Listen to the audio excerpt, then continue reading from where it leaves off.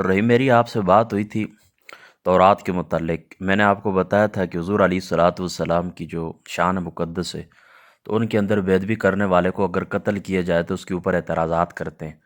تو ان کی تورات سے میں نے آپ کو کچھ حوالے دیے تھے، کچھ امور میں نے آپ کو بتایا تھے کہ دیکھیں یہ کتنی چھوٹی چھوٹی باتوں کے اوپر، یعنی حضور علیہ السلام کی شان کے مقابلے میں یہ چھوٹی باتیں فی نفسی تو یہ بھی بڑے گناہ ہیں، تو ان کے اوپر اگر قتل کی سزا تورات سناتی ہے تو آپ کو کوئی اعتراض نہیں ہوتا۔ تو پہلے اپنے گھر کی خبر لینی چاہیے کہ وہاں پر کیا کچھ ہے، پھر اسلام کے قوانین کے اوپر آپ اعتراض کریں، پھر آپ کو حق پہنچتا ہے۔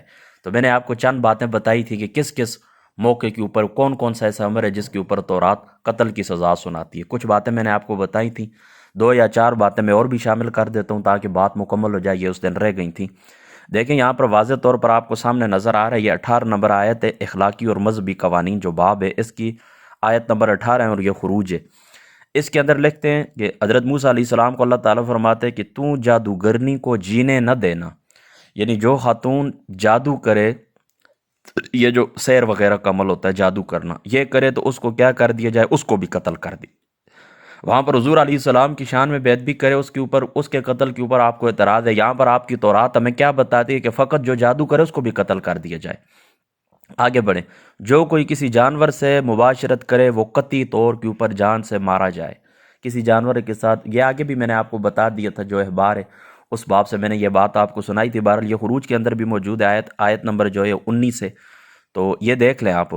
یہ کیا کہتے ہیں کہ جو کسی جانور سے مباشرت کرے اس کو بھی قطعی طور پر جان سے مار دیا جائے۔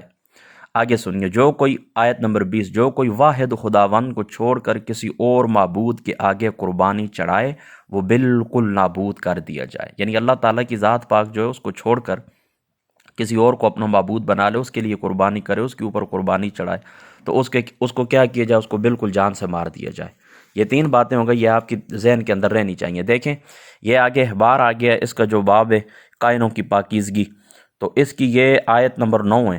یہ لکھتے ہیں اگر کاہن کی بیٹی فاحشہ بن کر اپنے آپ کو ناپاک کرے تو وہ اپنے باپ کو ناپاک ٹھہراتی ہے۔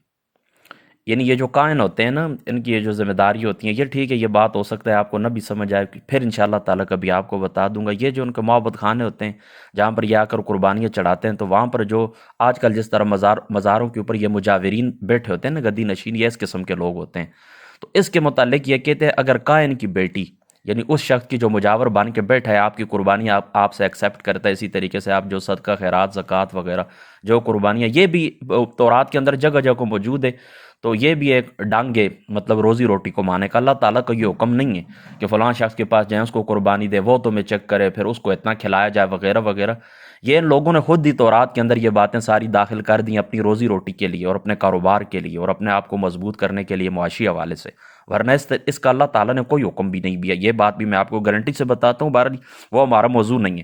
تو یہ جو مجاور ہوتا ہے نا، اس قسم کا جو بن کے بیٹھ ہوتا ہے، تو اس کی بیٹی فاحشہ بن کر اپنے آپ کو ناپاک کرے تو وہ اپنے باپ کو ناپاک ٹھہراتی ہے، وہ عورت آگ میں جلائی جائے۔ یہ احبار اور باب کائنوں کی پاکیزگی اور آیت نمبر 9۔ اس کو کیا کر دیا جائے، ایسی لڑکی کو، مجاور کی بیٹی کو جو اپنے آپ کو ناپاک کرتی ہے فاحشہ بن کر، اس کو کیا کر دیا جائے، آگ میں زندہ جلا دیا جائے۔